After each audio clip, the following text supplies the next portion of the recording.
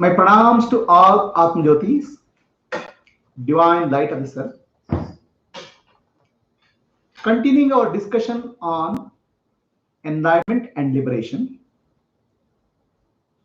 for the third day.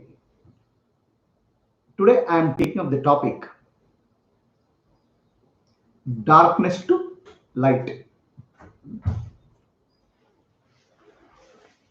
What is this darkness to light? There's a beautiful Sanskrit chanting. Asato ma sadgamaya, tamaso ma jyotirgamaya, mrityor ma amritam gamaya, O Shanti, Shanti, Shanti. From Asat to Sat, from falsehood to reality. Tamasoma Jyotirgamaya, from darkness to light. Mrityorma Amritam Gamaya, from death to immortality, deathlessness. That is the way to peace. Om Shanti, Shanti, Shanti.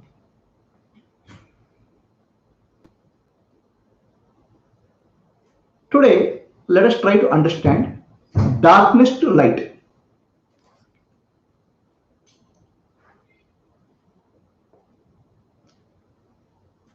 This darkness is not physical darkness. It is the psychological darkness. The darkness of the mind. That's why first 2 days we spoke of enlightenment or illumination of the mind. There's a beautiful story from Greece. There's a great philosopher called Plato.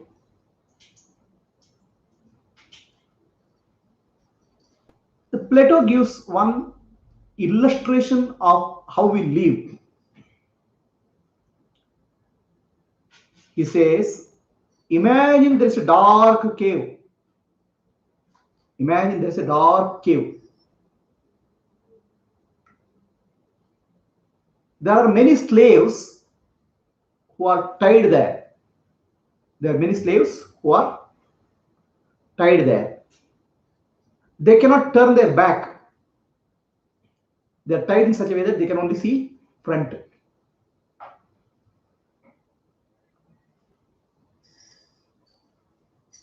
Behind their back, far away in the cave, the soldiers are guarding. They light a fire. These people have never seen the guards, the soldiers. The slaves can only see the shadows on the wall. They can only see shadows on the wall. They cannot see the soldiers. They cannot see the fire also. They can only see the shadows. And unfortunately for these slaves, they are born in that cave. They are born like that. They have never seen anything outside the cave. They are only seen they are like that from the birth. So what they see on the wall is the only reality for them. The shadow play. They think that the world is nothing but a world of shadows only. Reality is only shadows. The shadows is the only reality. Because they don't know what is light. The light is behind them. They can see their shadows on the wall, and that they see as light. They don't know what is light. They don't know what is outside the cave. They don't know that something else exists outside the cave at all. From generation to generation, the slaves are born like that, they grow like that, and die like that. One day, one slave is able to escape that cave. He escapes that cave. He comes out and he sees there's a wonderful world outside there. It takes for him some time for him to get adjusted to that sunlight, the beauty around. Throughout his life, he has never seen anything other than the shadows. Then he goes inside and tells others, what you are seeing is not real life. It's only shadow. The reality is outside the cave. Why don't you come? They say, you are lying. There's nothing outside the cave. If you go outside the cave, what food do you eat? Okay. So this is real. How do I live? This is real for us. So they die, live and die. Actually, what Plato told in Greek is about 2,500-year-old story. What Plato told is our story of our life. We are the slaves. We are living in darkness. The darkness of the mind. The darkness of the mind is called ignorance. And we see the outer world, physical world. Physical world is just a shadow. It's not even real. There's nothing reality in the physical world. We just see the shadow. And throughout our life, we live believing that shadow is the only reality.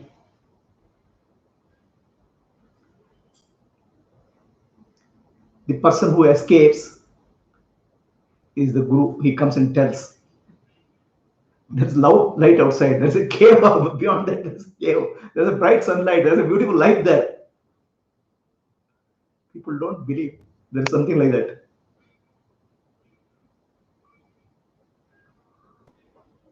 From darkness of our ignorance, we have to move to the light. That is the spiritual journey. We have to bring awareness to our life, awareness into our life. The awareness is not there. It is getting covered by clouds and clouds. The sun is getting covered by cloud. When the sun is covered by the cloud, there's no light. There's darkness. Our awareness is clouded by the clouds in the mind. The mental cloud. When the mental cloud moves, the sunlight shines. The sun is always there. The sun is awareness, Atma, the Sakshi, the witness. The cloud of mind is there, which is covering this.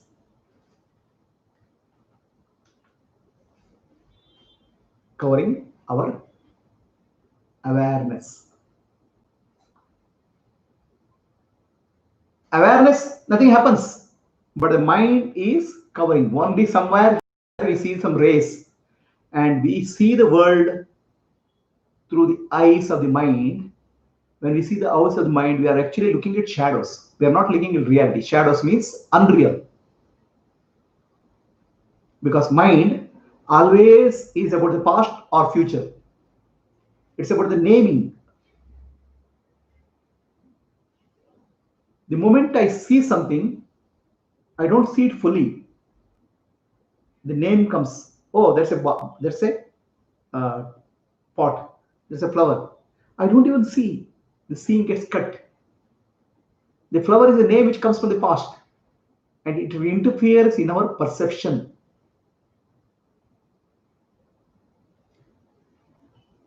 Have you looked at the world? A child looks at it. Child has no interface for the mind. It looks at the fresh eyes. We don't look at the world with fresh eyes. To see the world, to experience the world in totality is actually called life. We don't experience the life in totality. We experience a partial life.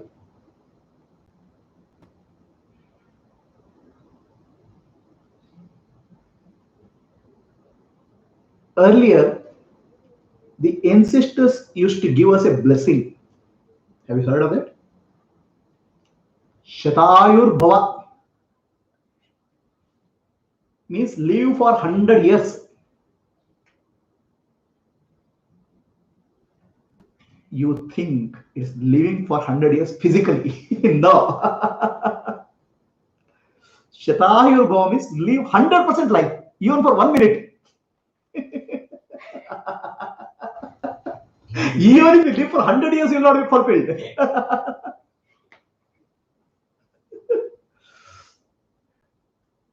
Even for a minute, you live your life 100%, that's a fulfilled life. Our life is continuously discontented. There's discontent in life. Moment to moment, we are discontented in life. Moment to moment, we look for fulfillment in the future. The mind can never stay in the present. It is always looking for the fulfillment or happiness in the future. Are you able to live your life 1 minute, not one year, 1 minute in fulfillment? That's total life. So when they say 100 years, people have taken mistakenly this 100 years of physical life. 100 years of physical life, no. 100% contented life in 1 minute. Now, is it possible for us? It is possible. It is here and now. We are looking for fulfillment in the future. Here and now, if I am able to live 100%, then that is called enlightenment. Enlightenment, my life, moment to moment. The more enlightenment is moment to moment. Awareness is moment to moment. Because life is moment to moment. Life is never stagnant. Life is continuous flow. And moment to moment living in enlightenment is a conscious activity, not unconscious activity. In unconsciousness, things happen mechanically. In consciousness, you have to bring your attention, awareness into what you do, where you are. Now, where is this 100% coming into picture? Let us understand. Where is this 100%? Okay. Everything in the physical world, what we see, is a perception. Right? I perceive the world through sense, eyes, ears, nose, touch, smell, and taste.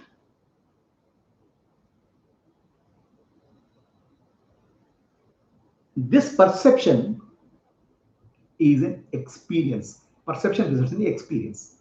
Physical world experience. Perception is an experience. The physical world I am experiencing moment to moment. Correct? The experience of the physical world is in the form of perceptions, sense organs. Now, is the perception complete? Is the experience complete?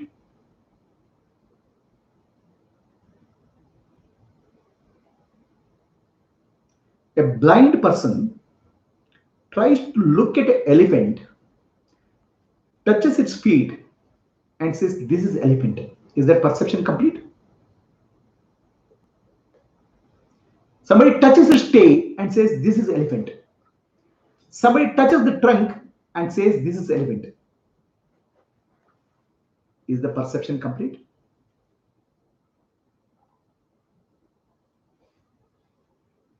Why it's not complete? First of all, they are blind. Their sense organs are limited. Correct? Even in the sense organs limited, what they are seeing is limited. The leg is only limited part of the elephant.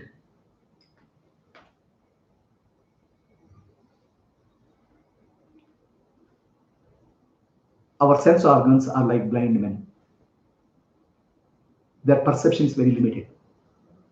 And with that limited perception, we make a sense out of reality, saying that this is the world. That's an illusion. So we live with the shadows which are created by sense organs. The physical reality is only very small part of the reality of existence, and that we start living as real life. This is all spiritual teaching says.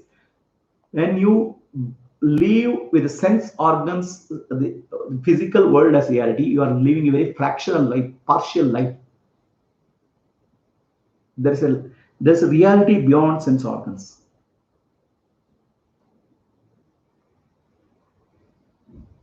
What is the reality beyond sense organs? Even in perception, okay, we don't perceive anything fully. The moment I see something, immediately the mind interferes, gives a name to that. The perception stops. The perception is incomplete. Which means judgment is done by the mind. This is flower, over. You don't see the flower. The mind brings the experience, name and frame, name and form into the correct perception and it cuts it.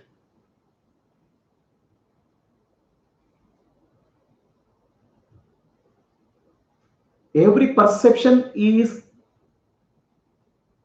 discontinued because of the mind interfering in the form of thoughts and naming.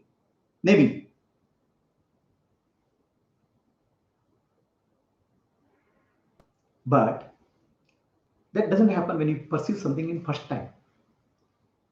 When you perceive something first time, you see with the child's eyes because you don't know about it. There's a freshness in the eyes, the freshness in the mind. What's I call child's eyes. But second time you perceive again that already memory is coming and putting it, blocking it. Right? Over a period of time, our memory buffer is full. So we stop seeing the world. The child only sees the world with the fresh eyes. We don't see the world.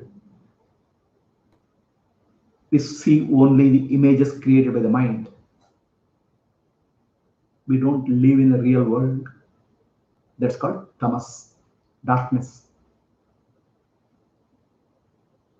The mind is cutting off all experiences. So our experience, no experience is total. No experience is full. That's why you are unfulfilled. That's why you are Purnapi Janam, Purnapi Paradam. Again and again you take birth because every moment we live unfulfilled life. The enlightenment is here and now. This moment you can have a fulfilled life.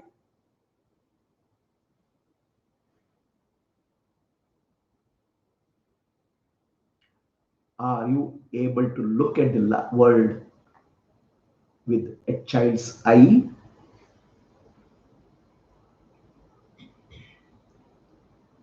You'll say, no, it's not possible. It is possible. And it is simple. That's the beauty. Because if you look at the world consciously, then in the conscious looking, you see there is a vision of the child. There's a total scene. This is what is meant by the Buddha teaching through the flower. He held the flower. When people ask what is enlightenment, Buddha kept on looking at the flower. You will never get bored because every moment the flower is fresh. Your mind is stale. Are you able to look at the flower without bringing the mind? Means memories interfering.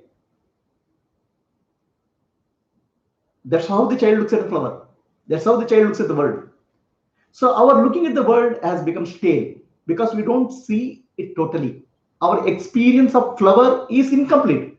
For that matter, every experience of life is incomplete because of interface for the mind. We don't go through any experience fully. Can you experience life fully a single moment?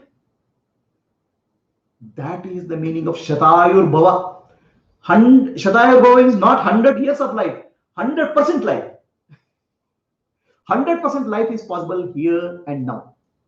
How do you know? How you don't bring the flower mind in the picture?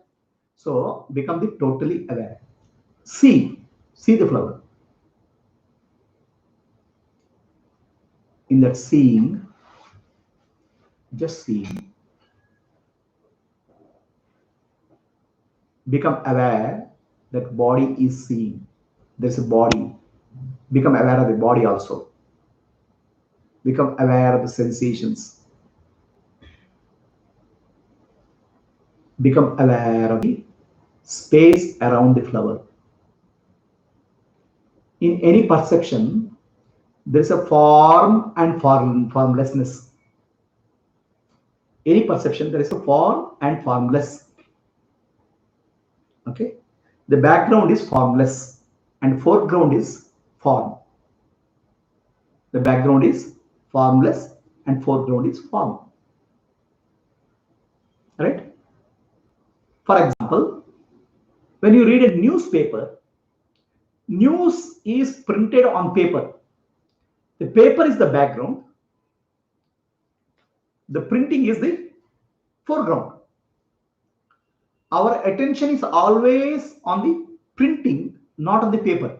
The background is ignored. In any perception in the world, with a sound, touch, smell, taste, feeling, there is always a foreground and a background. A form and formlessness is there in perception. Your perception is total when you see the form and formless, the background and the foreground, and you see the seer and seen, the subject and object together. That's one total scene. Let me make it clear. In a painting, the painting is there and the paper is there. So when you see the paper and painting together, your perception is of the whole. But you are ignoring the seer, which is me. Your attention is on the object. Become aware of the subject also, which is me. Subject, object, the form and formless. Becoming total aware of this whole thing is called total awareness. Am I making able to understand? You're able to understand? Seeing the flower, I become aware of the flower. I become aware of the formless background, the space around it. I become aware of the sensations in the body. I become aware of the body. So this is a total awareness of it's the complete picture. Or simultaneously becoming aware of multiple objects. I'm not objects. I'm Flower. The body, the seer, and the scene. In the scene, there's a form and formless. So there's a total scene. And you're aware of who is seeing also. Not who is. I am the seer, and seer cannot be seen. No, I am witness of this. The witness. So Sakshi. Sakshi. So now what will happen in this seeing?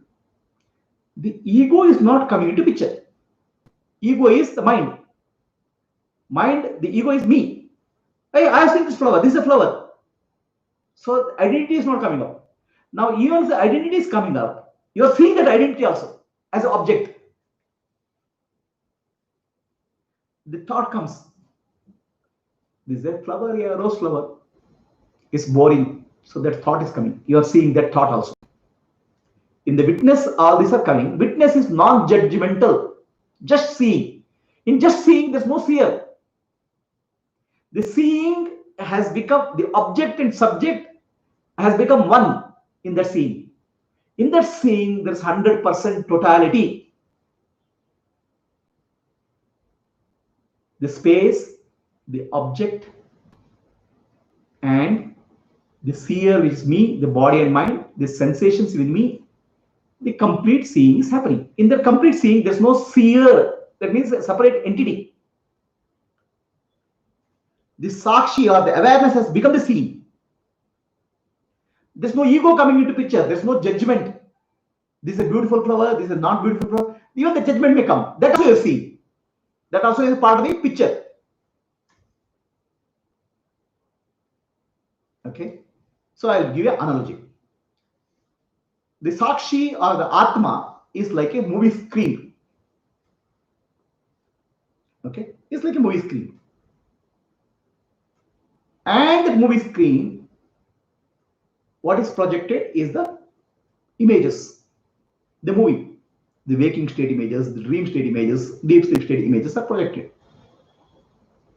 Now the screen is not a dumb screen.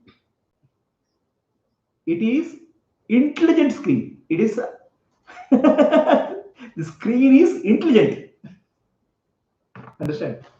The screen is aware. It's not a dumb screen. It's not like a movie screen. It's an aware screen. Okay. In that aware screen, some character comes. The screen says, I am this character. Then it splits itself into two. The seeing and the subject and the object.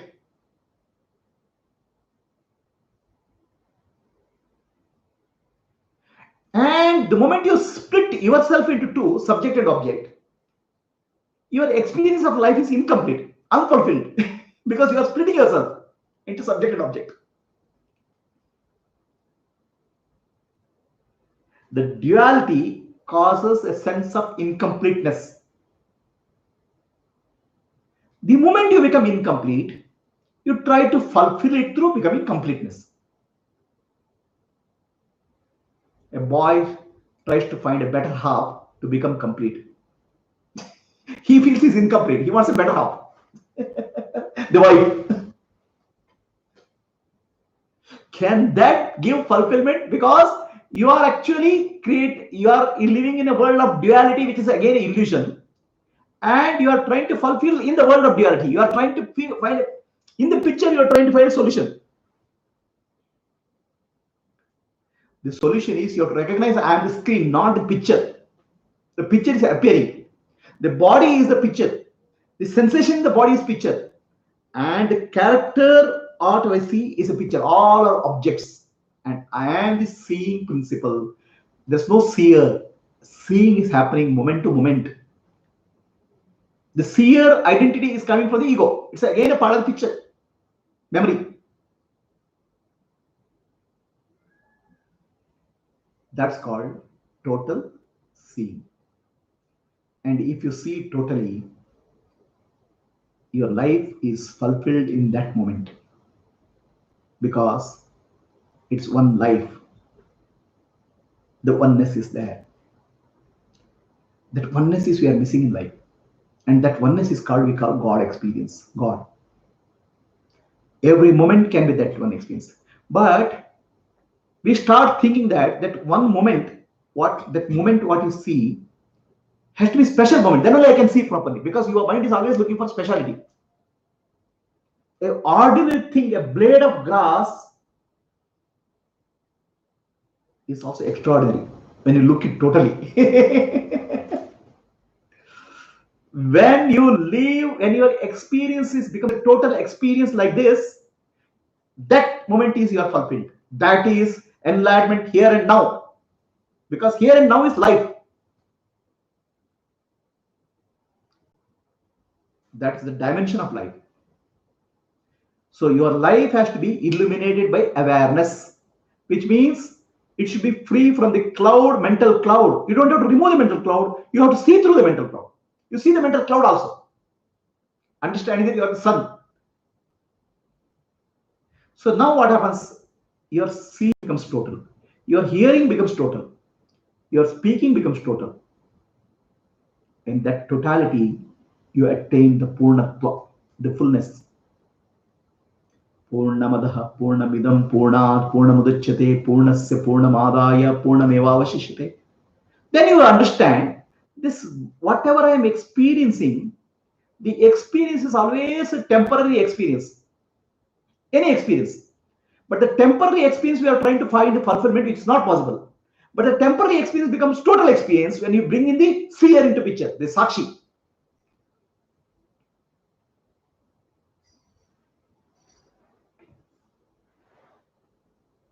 Understand? To bring the seer into picture, the Sakshi, from now and here, you have to go to nowhere. Sakshi is nowhere. Now and here and nowhere. Now means at this moment, here means in this place. The now and here is body. The life is now and here. The experience of life is now and here. But one who sees that is nowhere. The Sakshi. He is not in now, it is not in here. Nowhere. Not in time, not in space. So you should find time to go back to the nowhere, become aware of that nowhere, the self, Atma. Right? You should take time to go back to that nowhere, which is self. The self, Atma, is not in space, not in time, is nowhere. You can say it's everywhere also. That nowhere you have to go. So now that brings us the question, what is spiritual journey? Spiritual journey is the movement of attention. A total attention is called total experience. The total experience is called total attention. The total experience of life is fulfilled life. The attention is complete. See, we can experience anything only if our attention goes there. My attention goes to this flower, I can experience flower. My attention doesn't go to this flower, I can't experience flower. The attention, total attention without interference from the mind, where seer, seen, and the witness, Sakshi, they all become one. Then we have one life. That moment life is 100% fulfilled. But what happens the moment you bring the mind into picture? The mind comes in interferes. It interferes in the place of Sakshi. The sun is getting clouded. The mind comes, hey, what is this flower? I have seen this flower. This is a flower, ordinary flower. Okay. So you are forgetting the background. You are forgetting for this thing. You're saying, this is flower. Over. The naming is done. Over. The naming is created to destroy your experience. So nameless experience of the totality, a total attention, is called fulfilled life. We should learn how to have fulfilled life moment to moment, moment to moment, moment to moment.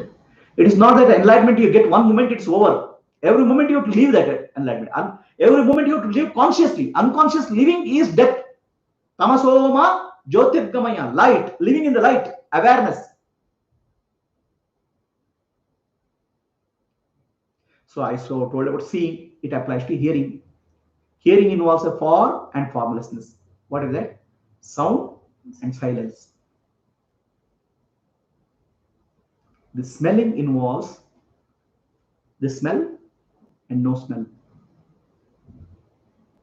The touching involves touch and no touch. Understand? So this is about perception. External.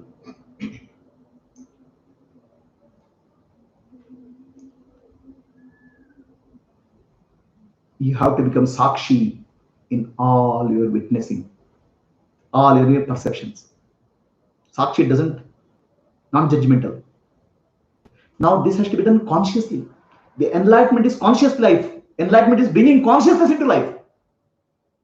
So what you are thinking is that enlightenment is an achievement. Like I achieved one car, or I worked for 5 years and I got a vehicle. So you are making it an event. Enlightenment is moment to moment life, living life totally, 100%. Doing things 100%, doing without a doer. Experiencing without an experiencer. When the Sakshi comes into picture, there's no experiencer. When the mind comes into picture, there's an experiencer. So let the mind come also. Don't worry. Don't have to remove the mind. Become aware of the experiencer also. So that's the picture, the storyline. Become aware of the storyline. Are you getting it? So this is made. This means illumination of the mind, lighting up. That illumination is called enlightenment. Now you are no longer in the mind. You are above the mind. You have gone beyond the mind because you are Sakshi. You have gone beyond the mind. You are witnessing life in the eyes of Sakshi. So you are no longer in the mind. You are not trapped in the mind. Ego is coming. Let it come. It's also a part of the character in the movie. Ego is not me. So you have to witness the ego also. You don't have to destroy the ego. There's nothing to be destroyed. Ego has to be understood as a projection appearing in the mind. So then your perception becomes total. So please understand, the enlightenment, don't make it an event. Enlightenment, make it a living process. Living life totally, moment to moment, consciously. Bringing consciousness and awareness into all aspects of your life. That is called enlightenment. That's why the word enlightenment is called, used.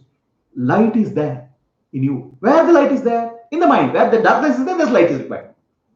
So enlightenment is actually about the mind, not about the Atma. The self is the light always. The mind is the instrument of the self. Are you getting? Now, so if you are able to do this process of living completely, gradually, okay, then you start becoming aware of the subtle aspects within your body also, body and mind also.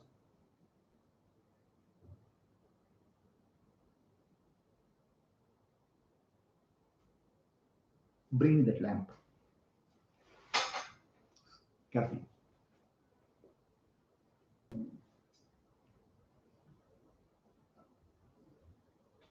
Okay, just bring a matchbox. Huh?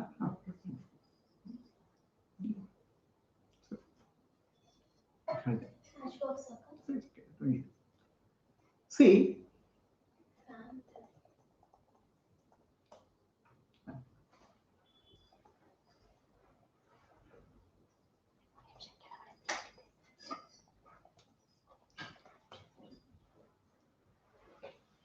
there is a lamp here.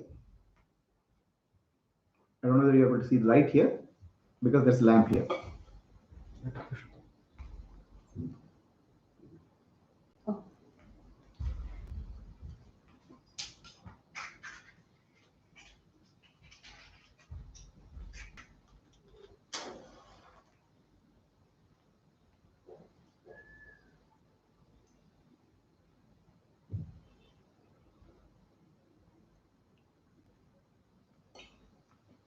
There is a lamp here.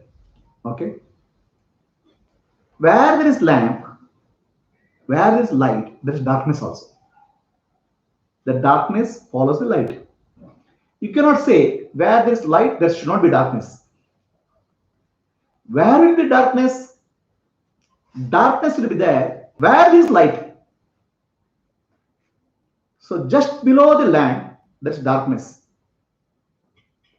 The lamp can throw the light in the room, but just below the lamp, there's darkness. Right? So the moment awareness is there, there's unawareness also is there. But if you become aware of the unawareness, keep it here. If you become aware of the unawareness, then unawareness goes. So where is this lamp here? Where is this light here? The light is the myself, Atma. Awareness is the light, Atma Jyoti. Okay? The light of awareness is flowing through my eyes, ears, touch, smell. The whole body is radiating awareness. Awareness is flowing, awareness is there everywhere. Through my sense organs, I am becoming aware. The sense organs awareness is flowing. The whole touch, body awareness is flowing. The entire world is experiencing the light of awareness which is flowing through my body. Then my body is the lamp. But there is a shadow. Where is the shadow? There is a shadow within, inside. The darkness within. I am seeing the world outside and I am becoming ignorant of the body, mind, and intellectually what is happening inside. That's darkness. Then my seeing is not complete. My awareness is not complete. I am seeing through the shadow called body and mind. Then I am not seeing the real thing. I am seeing illusion.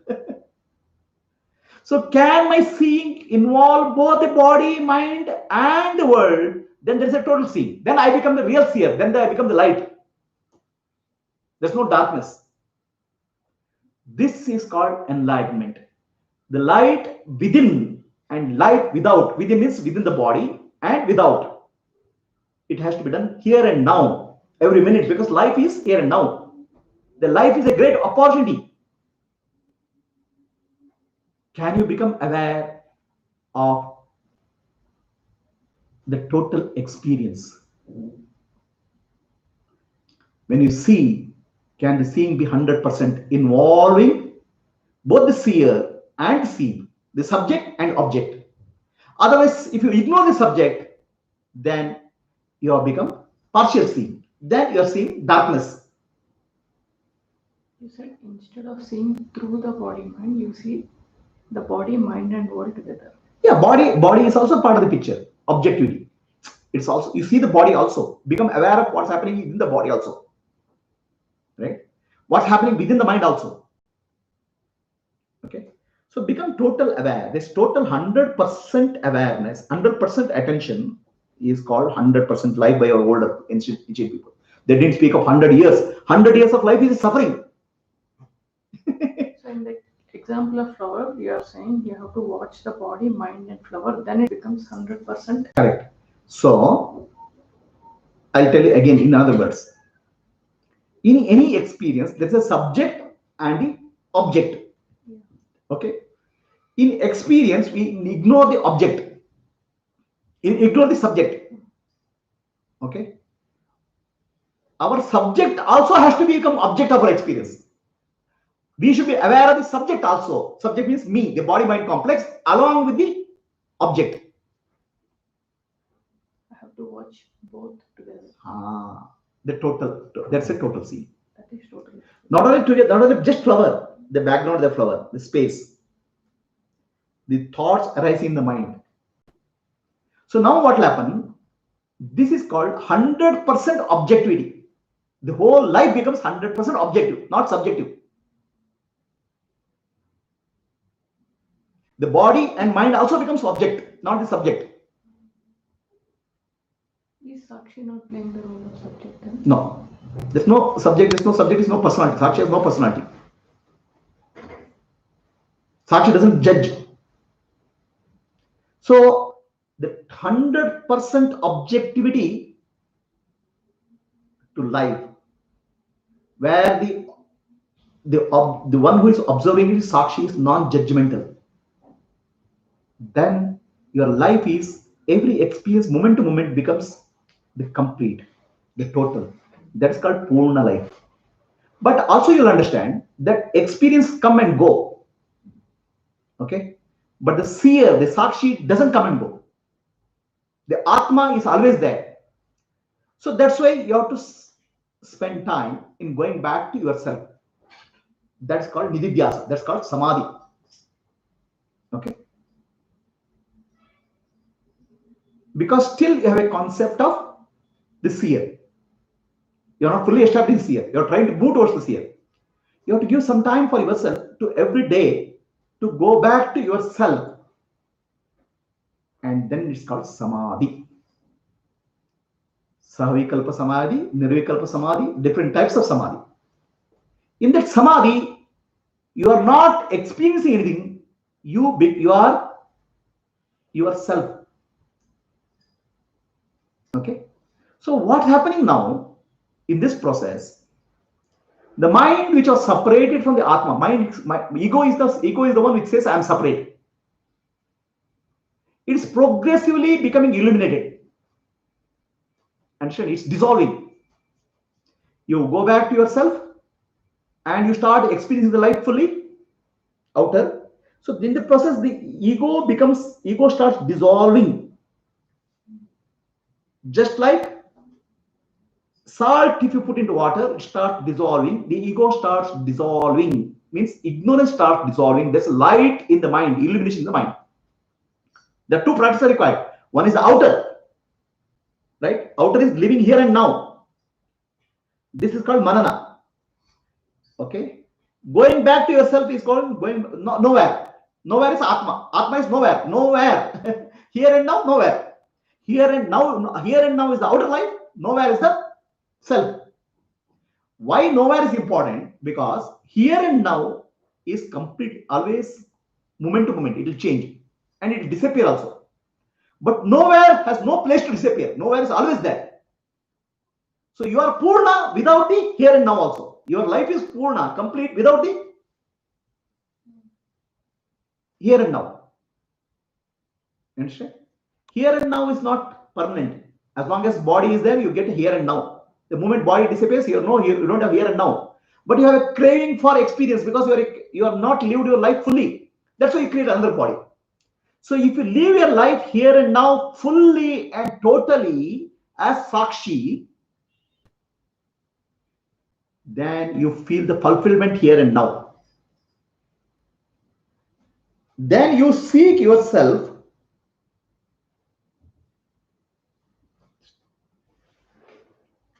Yes, yes.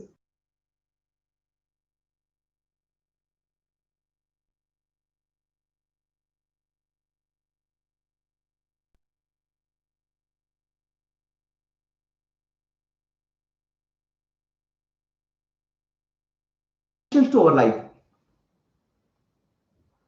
Okay. Here and now and nowhere. The nowhere dimension is called being. Atma. Here and now dimension is called human.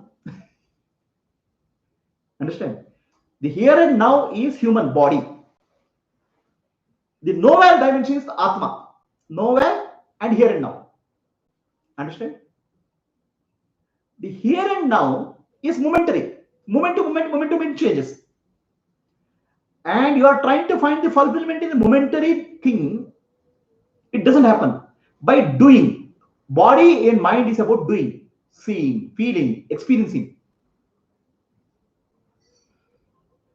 Atma is about observing, knowing.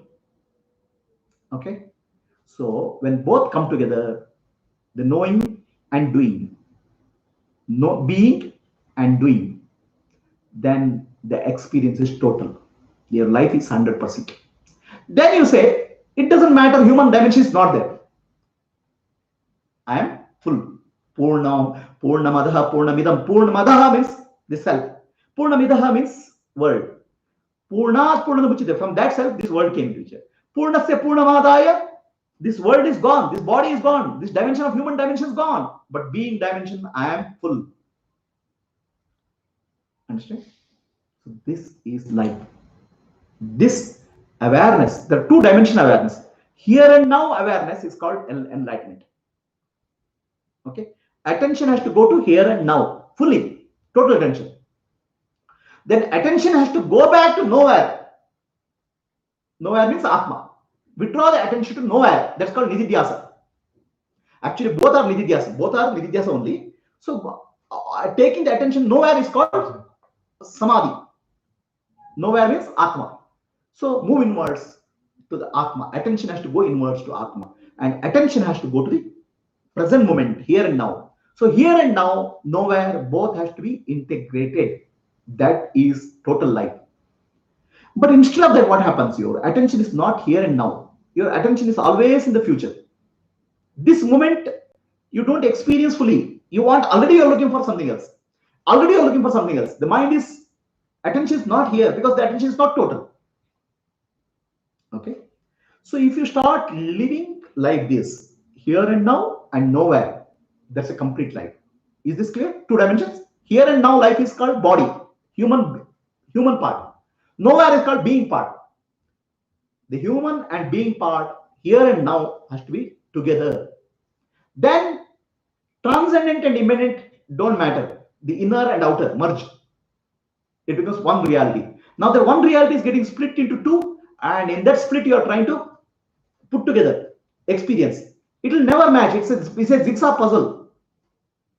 The life is a jigsaw puzzle. You will never match.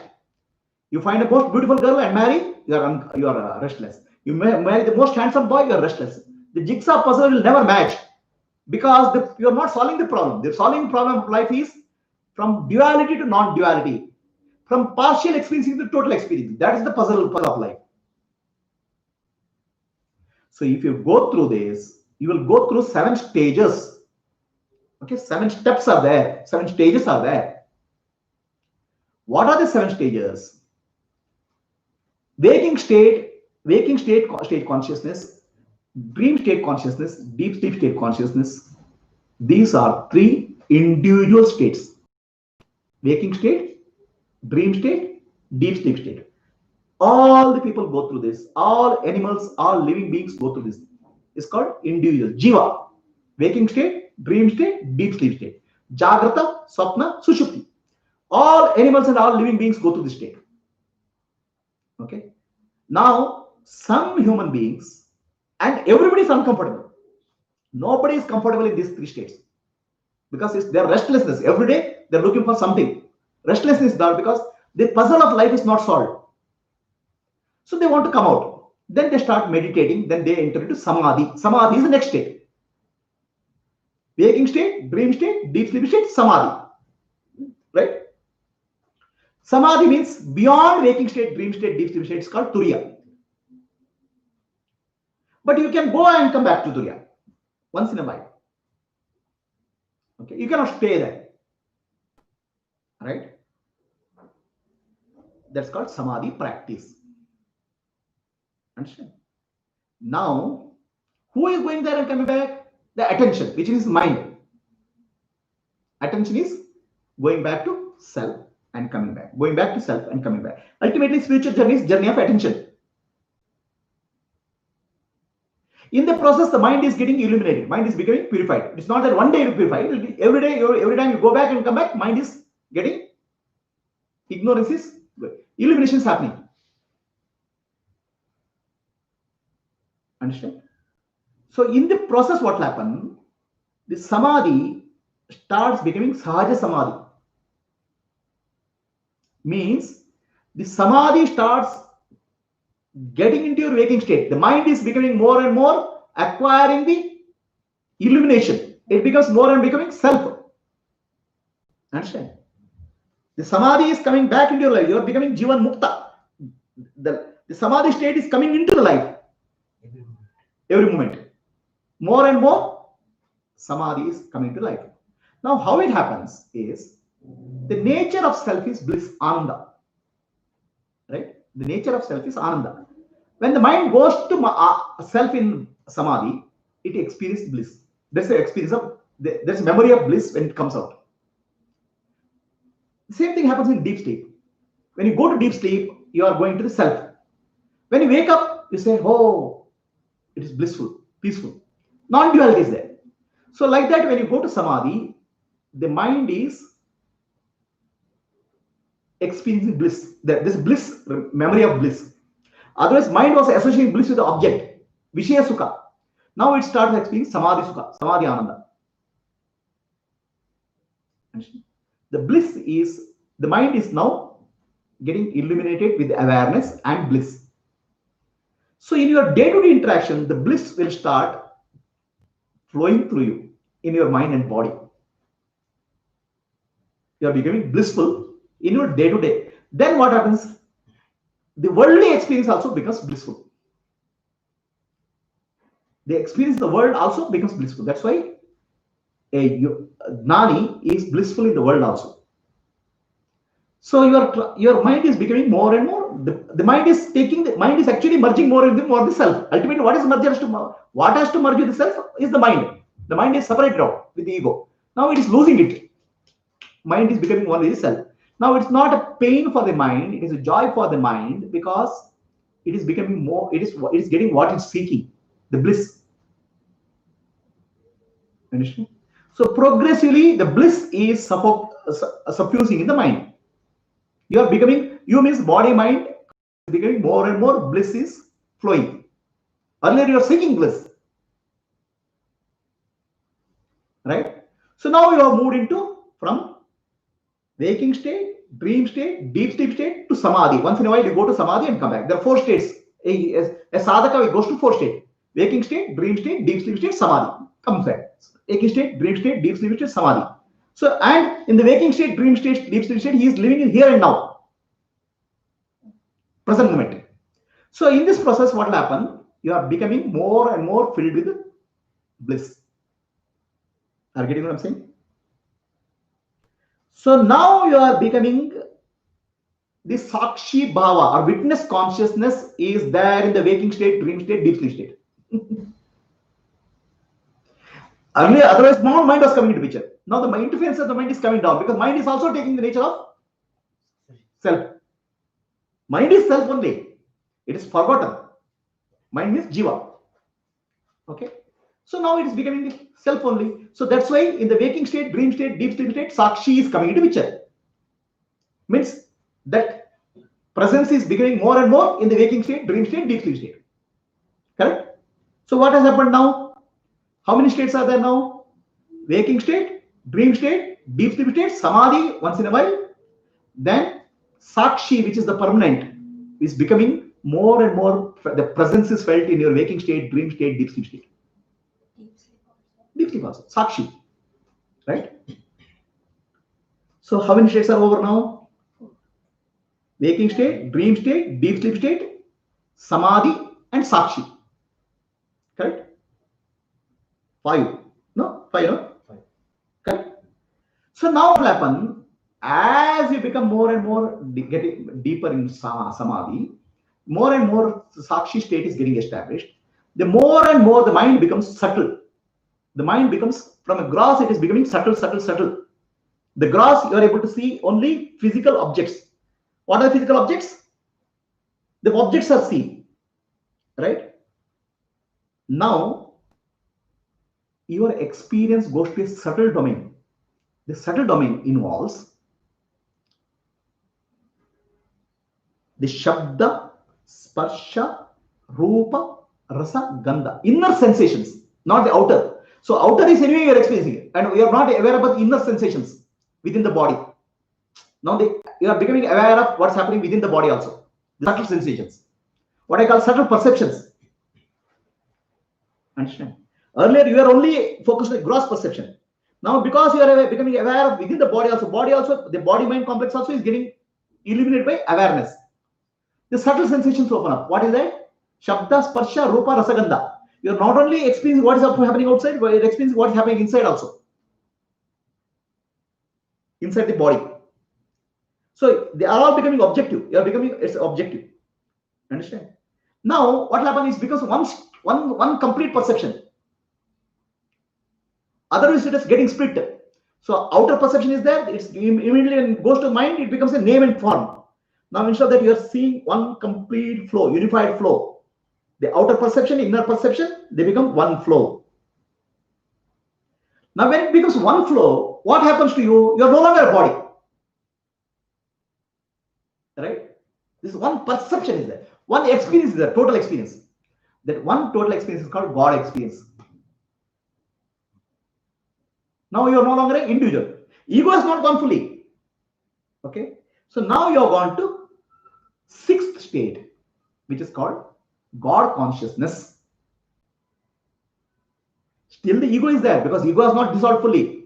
Impressions are there. For that you have to again production nididhyasa, and you have to live in the present. Both you have to do. As you do more and more, this starts dissolving ego. When ego is there, still you have God consciousness, because now you are experiencing oneness. Still you are separate, because that sense of ego is not gone fully. Then you are experiencing oneness.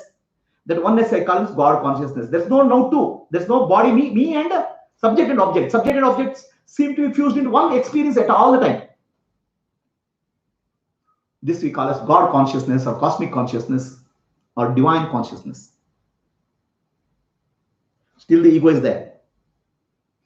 Okay? It has become more and more, it has become weaker and weaker, small. Then finally becomes no ego. It's called absolute consciousness. It's also called nirvanic consciousness. Then there is no seer and seen. There's no individual left at all. The sense of me has dissolved. There's no me. That's why Buddha calls us anatma, nirvana. There's no me. Experience appear and disappear, and that's you experience the bliss, the total bliss, nirvana sukha. Because even up to God consciousness, you have still a sense of I have to do practice samadhi. The total dropping has not happened. Understand? What will happen in God consciousness, beyond sakshi, beyond witness consciousness, you start feeling tremendous devotion, love, overflowing love, because you are feeling oneness. To feel the oneness, you also have to be there. That oneness, devotion, joy, love, they start flowing in you. Then when finally the ego dissolves, the oneness goes, it's nirvana, serenity.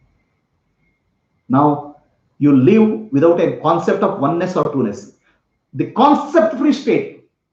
I am the experiencer, that's being experienced. There's experience, there's no experience. All the concepts are gone, and you live, you become the bliss.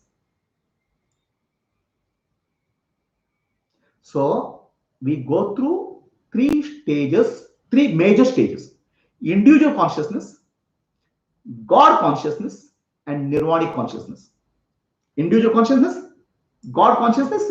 This is called journey from darkness to light. Individual consciousness, God consciousness, nirvanic consciousness.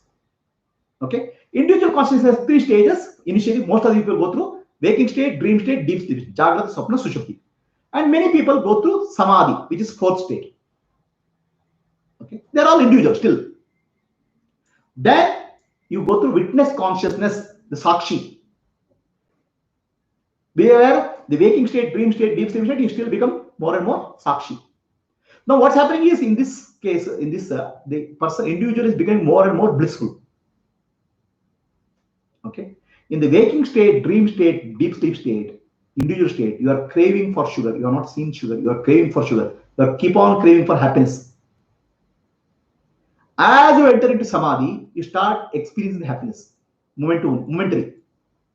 As you're getting established in the sakshi bhava, so you are experiencing more and more bliss in day-to-day interaction. As you experience the God consciousness, every interaction in the society becomes, you explode with bliss, joyful. The touch, sound, smell, taste, it'll be a bliss. The God consciousness or divine consciousness.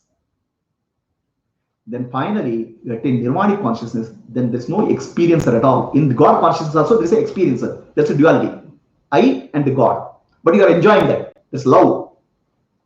In divine consciousness, you become the sugar. This is the journey from darkness to light. In the nirvanic consciousness, there's a complete, what you call as mukti. So enlightenment and liberation, they are totally two different aspects. Enlightenment is progressively becoming more and more aware, here and now, and about the self. So mind is getting illuminated. Mukti means the vasanas and impressions of the mind are going down. Right? They're happening together, but I'm giving, because there's illumination, the habit patterns are changing. Illumination is, for example, I say eating sugar causes diabetes. So I understood. Then they say illumination or understanding is there. There is knowledge, enlightenment is there. But my habit patterns are not going. Vasanas are not going. then I have to immediately again and again practice that vasanas. So then vasanas or eating habit, eating sugar habit also starts going. So that's what is called vasana kshaya. And this is called enlightenment or jnanodaya. So they go together, but vasana kshaya requires bringing that enlightenment into your day-to-day life in terms of living in the present moment and nididhyasa, samadhi, right? So this is one journey where from darkness to light you have gone, light of awareness. You have become, I am the Atma Jyoti, I am the light. Okay. Otherwise, light is progressively coming. As you enter into samadhi, some light comes. As you enter into sakshi, when they say enter into sakshi, the mind is taking the form of sakshi. Sakshi is always there. The mind is progressively acquiring. Finally, what happens? Mind merges with the Atma. There's no separation between the mind and the Atma. So now what happened? There's no world and the self. There's self only. Sarvam Khavi Brahma in absolute consciousness. All this is Brahman. Opening the eyes or closing the eyes doesn't matter. Everything is Brahman only. So you're in samadhi, you're trying to move towards Aham Brahmasmi. I am Brahman. Right? Waking state, dream state, deep sleep state, you're trying to go to I am Brahman, Aham Brahmasmi. So in the Sakshi, you're staying as Brahman in the day-to-day interaction, but still the ego is coming.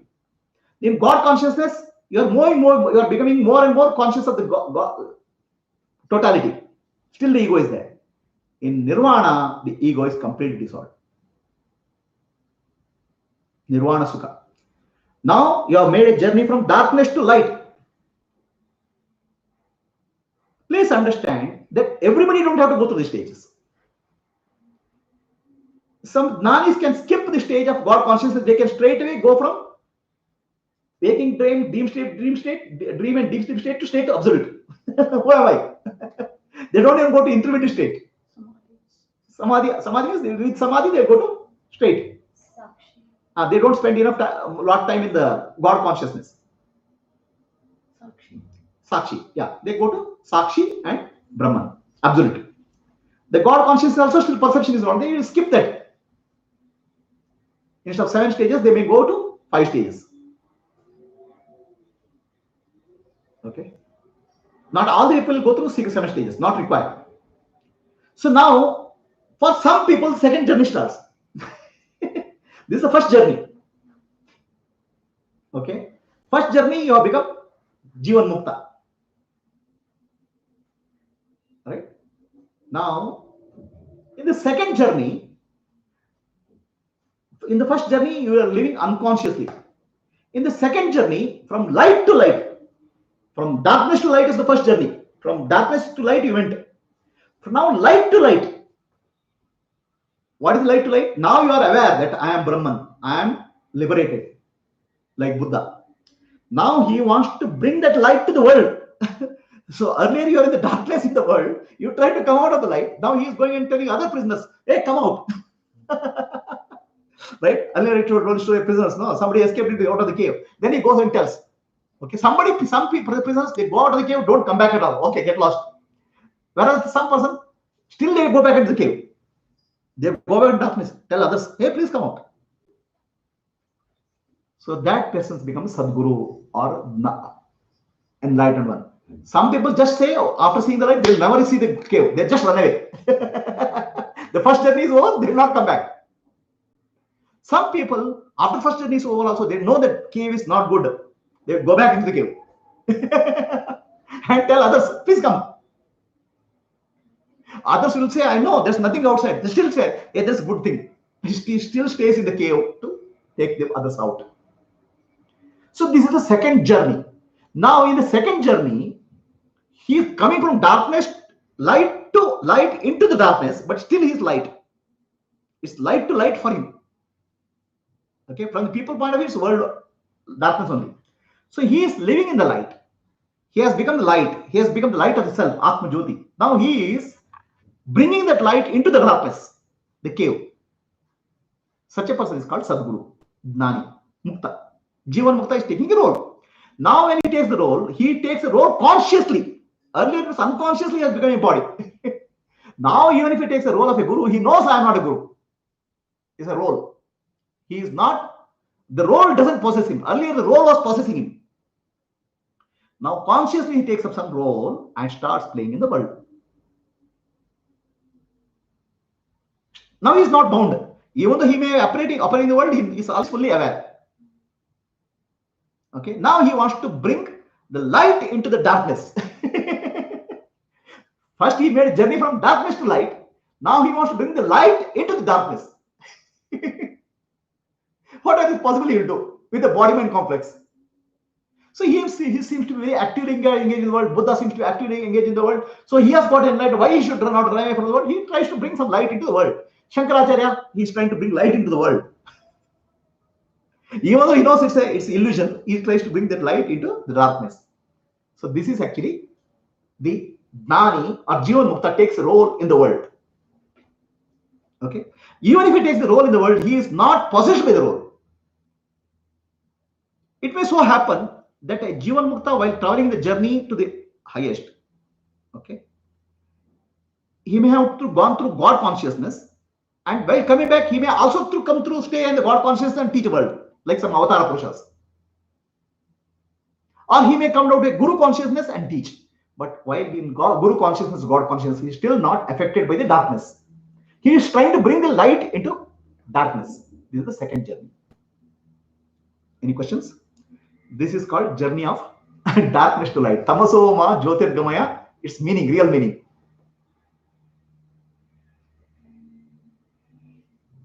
So, enlightenment means becoming more and more aware.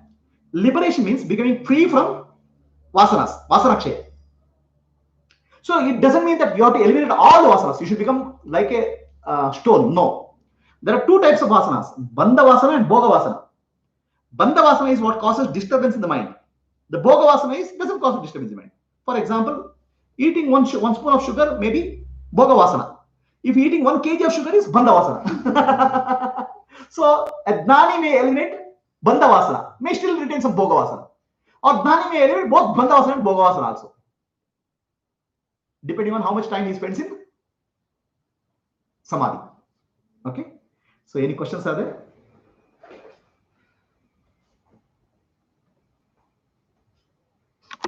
We'll close the